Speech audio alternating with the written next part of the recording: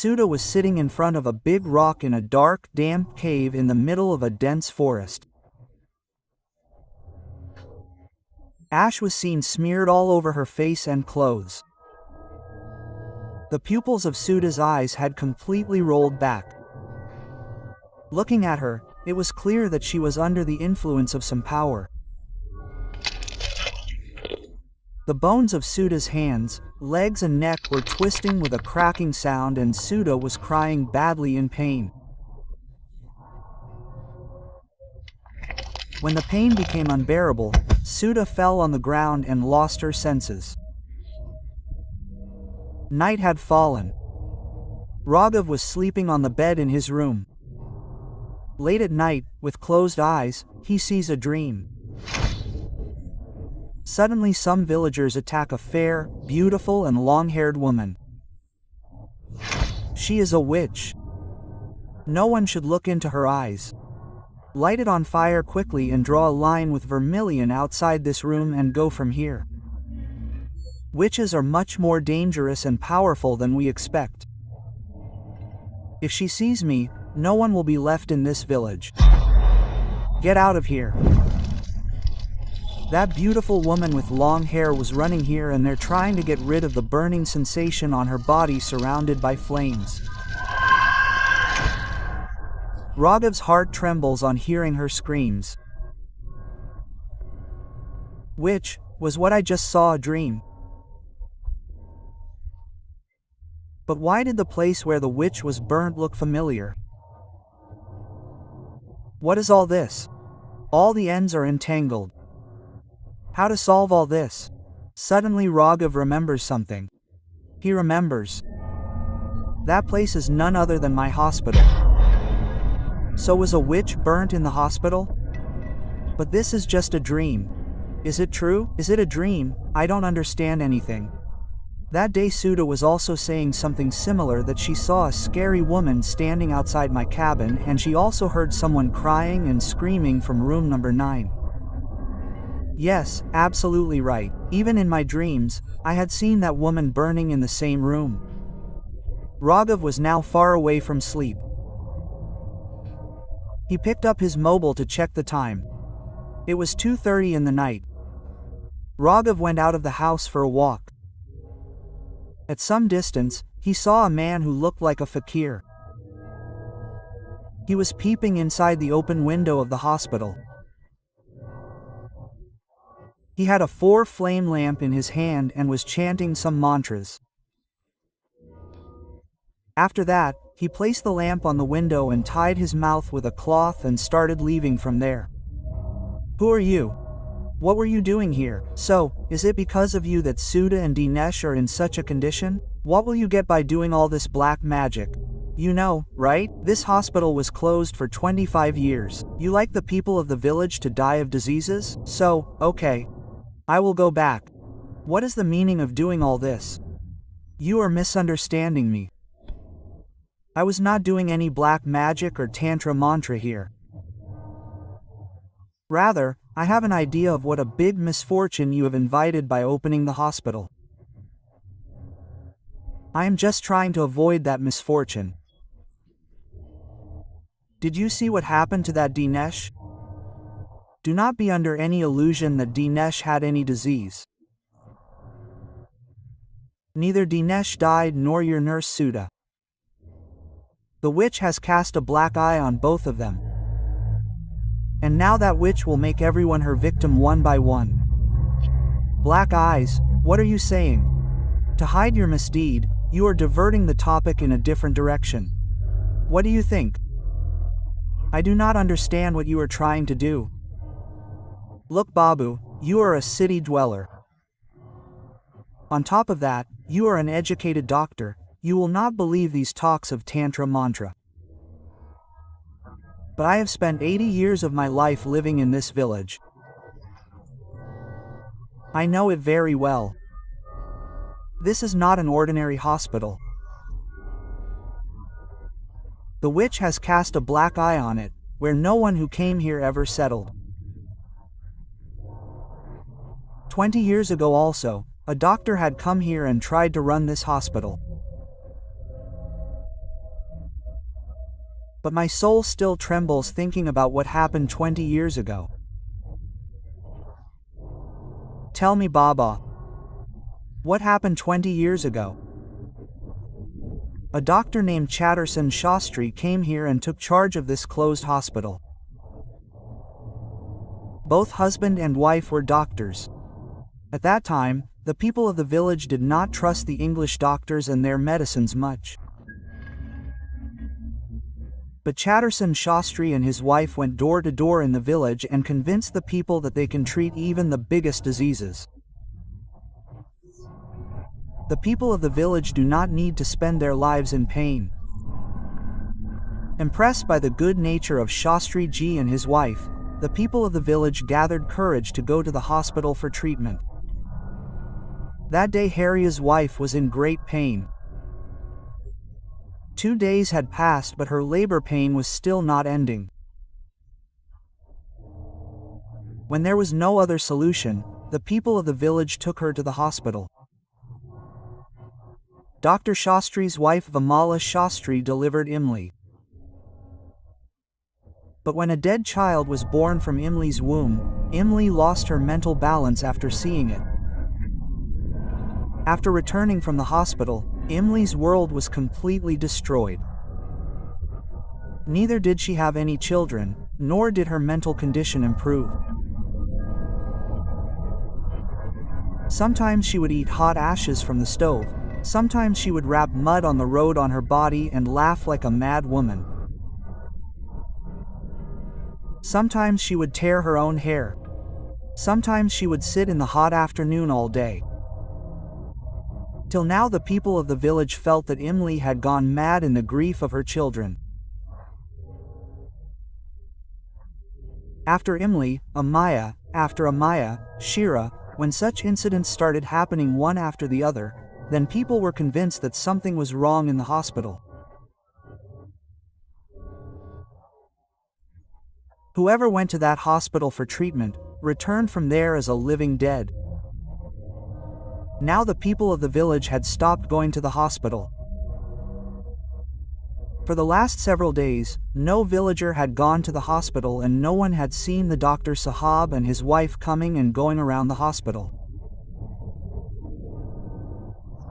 When no movement was felt in the hospital for a week, the people of the village started getting suspicious.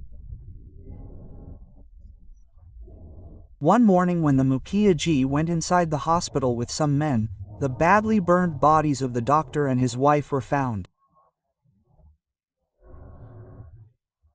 That was the last day when the villagers set foot in this hospital. After that day, the hospital was locked, and now after 20 years you have opened it. I will say the same thing to you too. Don't lose your life because of this hospital. People here are somehow living their lives. You should save your life and run away. How is that possible? So many incidents happened and no one tried to get to the bottom of them? Didn't this question come to the mind of the villagers, that what happened suddenly in the hospital? That people started losing their lives, and even if your words are believed, then what is that which I am seeing in my dreams? What kind of dream is this? I saw that in ward number 9 of the hospital, the people of a village burnt a woman to death. And the people of the village said that she was a witch. Does my dream have any connection with the truth? Have you seen that witch in your dream? This means that she will not spare you either. Just like she killed Dr. Shastri and his wife. Baba, tell me the whole story. I am not able to understand where this story started. This story started 25 years ago. The government took pity on the tribals and built a government hospital here, but no doctor wanted to come to the tribal village in the middle of the jungle and risk his life. Many years passed. The hospital remained vacant. Then one day a woman came. Her name was Sunaina. She was so beautiful that even on the night of Amavasya, the light of the full moon could be seen shining on her face. Long black wavy braid, big eyes, sweet voice, her words were so magical that everyone was under her control. Sunaina told people that she is a Vaidya and knows how to treat every kind of disease. In the beginning, people got relief by eating the pariah and bangles given by her. But then after a few days of her arrival, such a disease started spreading in the entire village which no one had seen or heard before. Horrible boils started appearing on people's skin. After that, high fever would come and the patient would start mumbling in a semi-conscious state. After the fever, everyone would see the shadow of a mysterious woman around them, while some would tremble with fear of a man. Their eyes would stop opening and the patient would die within 2 days. All the powdered medicines given by Sunaina were proving to be useless. Sunaina used to treat people in this hospital. One night, a child had a boil on his waist. His mother brought him to Sunaina crying.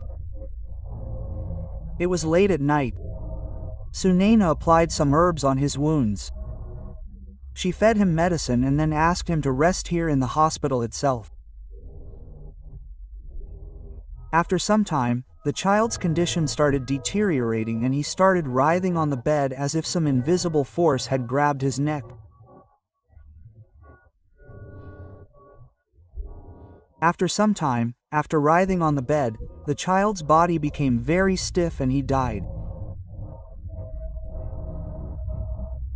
When the child's mother saw the child squirming badly, she ran towards Sunaina's room to call her. As soon as the woman slowly opened the door of the room, she was shocked to see the scene inside. Sunaina had let her long hair open. She had a big black tilak on her forehead and was sitting there after making strange shapes with vermilion after lighting some lamps on the ground. Seeing Sunaina in such a state, the woman panicked and ran to tell the whole village about this incident.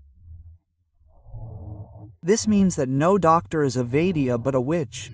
That is why after her evil eye fell on the village, one after the other deaths started happening in the village. Such an epidemic never came to this village even in the last 100 years as it spread in the village after her arrival. Mukia ji is absolutely right.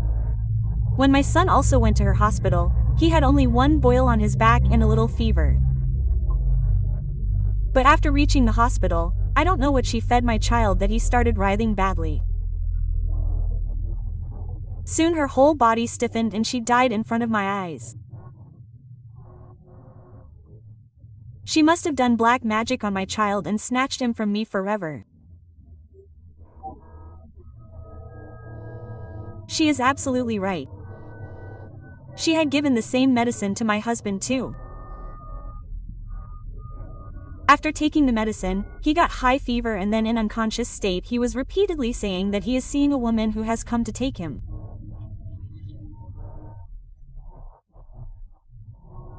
After listening to the villagers, the Mukia was convinced that Sunaina might be a witch who has come to take the innocent people of the village as sacrifice to complete her siddhi.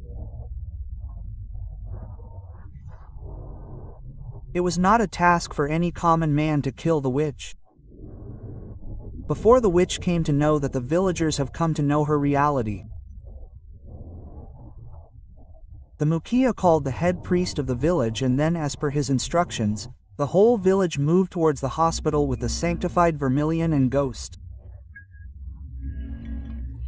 Challenging the witch from the front means inviting your death. Therefore, we will have to kill her by deceit. Before the witch could understand the next step of the villagers, everyone together locked her in a room and set it on fire.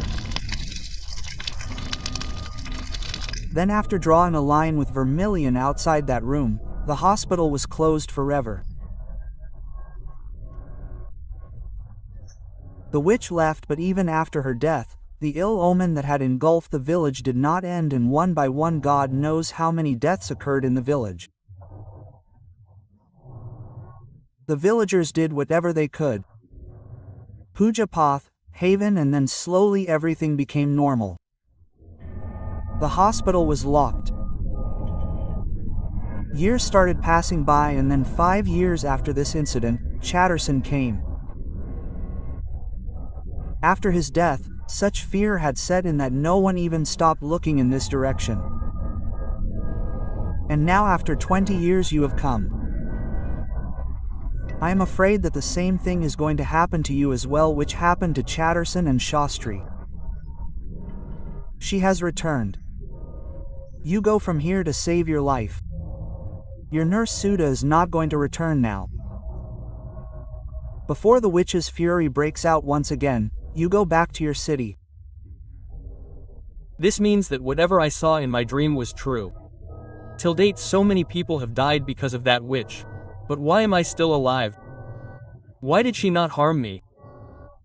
Raghav got answers to many of his questions from that Baba. But still some questions were keeping him awake. Raghav goes straight to Dr. Srishti from there and tells her everything. I was telling you, Raghav, this place is a bit strange. After what I saw with my own eyes, I am not able to close my eyes even for a moment. I think even Sudha will not be able to survive. We both will somehow spend the night tonight. Tomorrow morning we will leave this hospital forever. I don't want to spend even a moment here now. Raghav and Srishti come out of the hospital and come to Srishti's room, and after some time they fall into a deep sleep after keeping their heads on the table.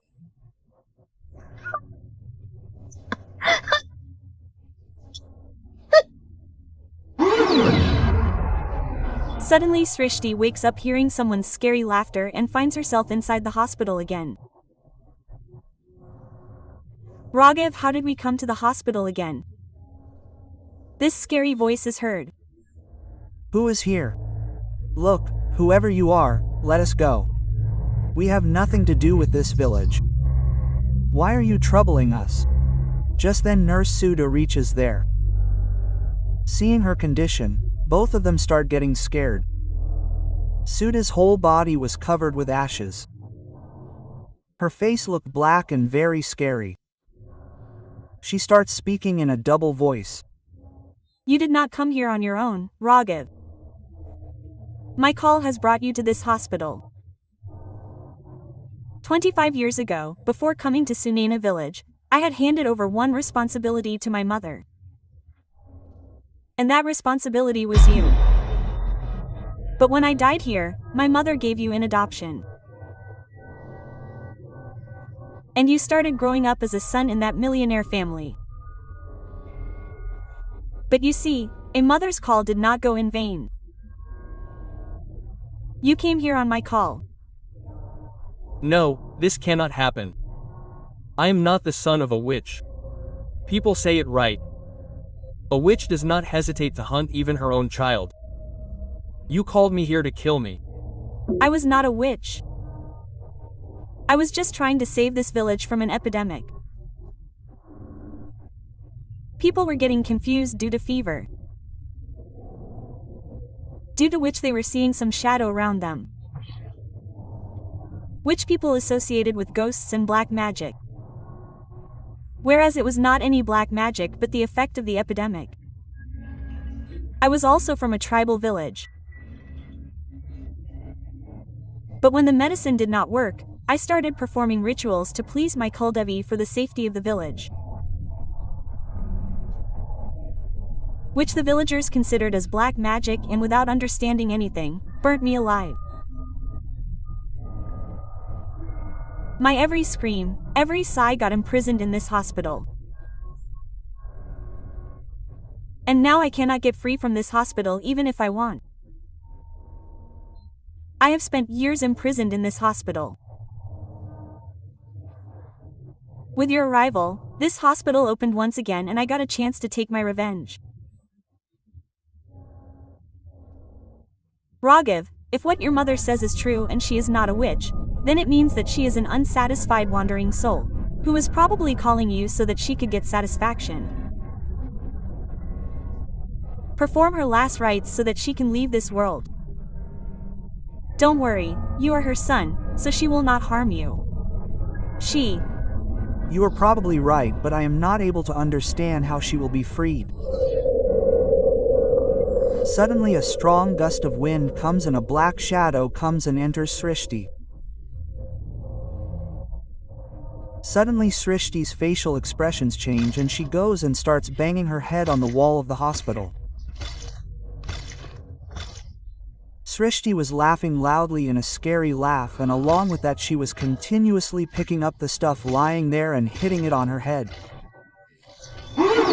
Seeing this, Dr. Raghav gets scared badly. If I don't do anything right now, she will kill Srishti too. Please stop all this. Why are you killing everyone? What harm has Dr. Srishti done to you? Leave her.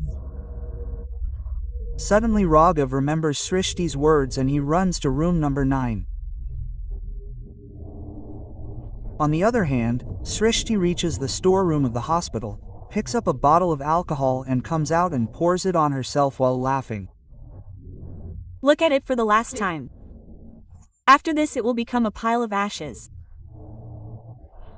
Hearing Srishti's words in a double voice, the ground slips from under Raghav's feet. Just then Baba reaches there. Baba, do something, my Srishti, she will kill him. Take this Gangajal. Sprinkle it in the room where Sunaina was cremated and bring out her ashes. Her ashes are still scattered in that room. Hearing Baba's words, Raghav runs to the room and sprinkles Gangajal all around there. After that, he picks up Sunaina's bones and fills them in the urn with Baba's help. Stop it, mother, now get free. I will perform your last rites. I will send you off with respect and will also pray for the peace of your soul by immersing your ashes in the Ganga. Now leave your anger. Stop it for your son, mother. Raghav sprinkle Gangajal on Srishti too. Raghav goes and sprinkles Gangajal on Srishti too. Srishti falls down unconscious. After the next few moments, everything had become quiet. She has gone away, son. Perhaps she had called you here so that you could free her. Her soul was satisfied after receiving Gangajal from the hands of her son. I hope she will never return now. You too must keep your promise. And after immersing these ashes in the Ganga, pray for the peace of your mother's soul.